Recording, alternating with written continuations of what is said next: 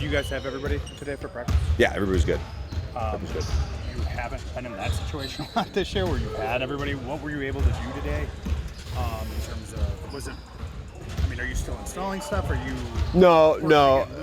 speed on stuff? We did some situation bombs with some end game stuff, like 5 situation bombs. So 2 defensive, 3 offensive scenarios, which we would be doing anyways even if we didn't have new players.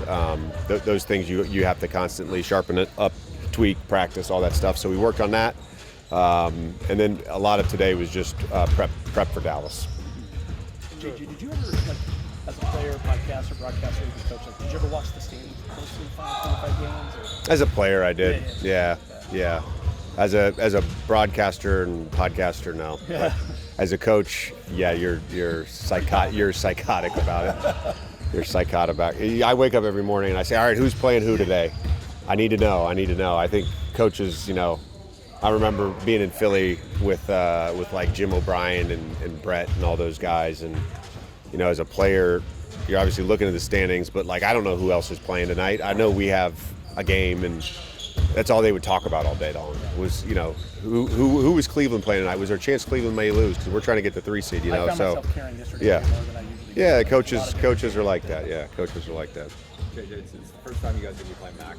Can you just speak to his growth with you guys this season, and then the way that he's seemed to grow more offensively? Yeah, again, Max, since the day I took the job, was someone that I was very high on, and really, him and Jalen were the first 2 guys that we got our hands on because we weren't with the summer league team all that much. So Bronny and DK were kind of with that group, and Max and Jalen were with us in summer league, and just feel very invested for the rest of my life in his career. And he's someone who, throughout our time together, was given more opportunity and became someone who starred in his role.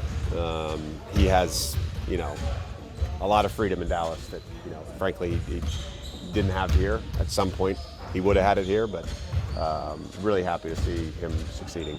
There were cameras in the locker room after the one in Denver that caught some of what you said and captured your intensity for that game fairly well. It seemed like, or at least a sliver of it. How you guys are going to play a lot of big games here in this stretch.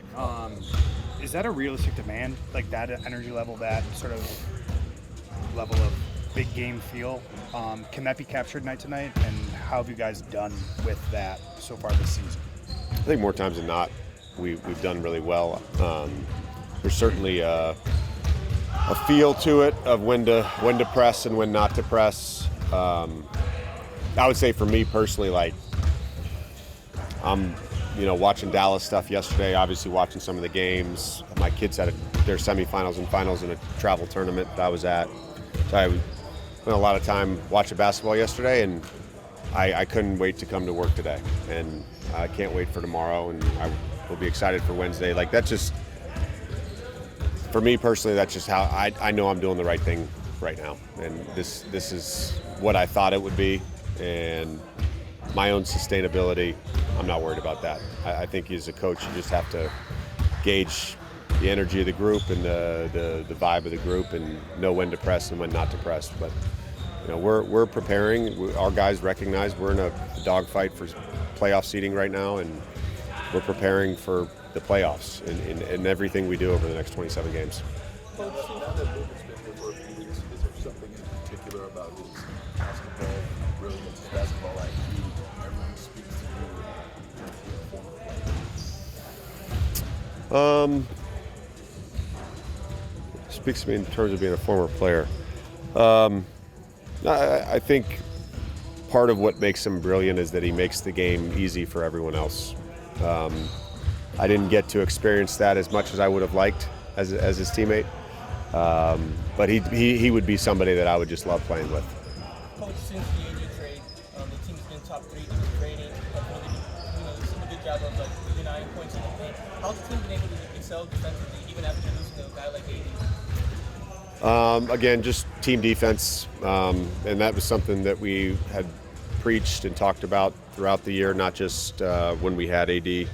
Our group is committed to it right now, and we have some good defenders. We have some really good defenders, but I think in the NBA,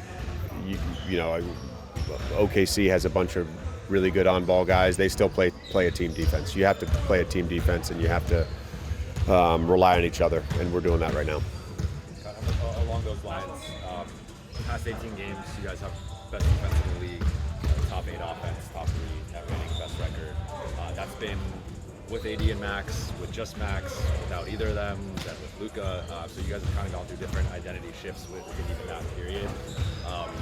What's been like the through line, you feel like, on both sides of the ball, that despite personnel and even kind of playing different styles, you guys have still been a top 3 team? I think just playing hard, and competing, and you're trying to capture that every night. And again, this is a team sport, and the group has to be right. And I think more times than not, our group has just been right with our competitive spirit. And the game plan shifts, and what you're trying to do offensively or defensively may alter game to game. To me, it's less of a system as it is adaptability and concepts, and then going about executing those concepts within the framework of the system.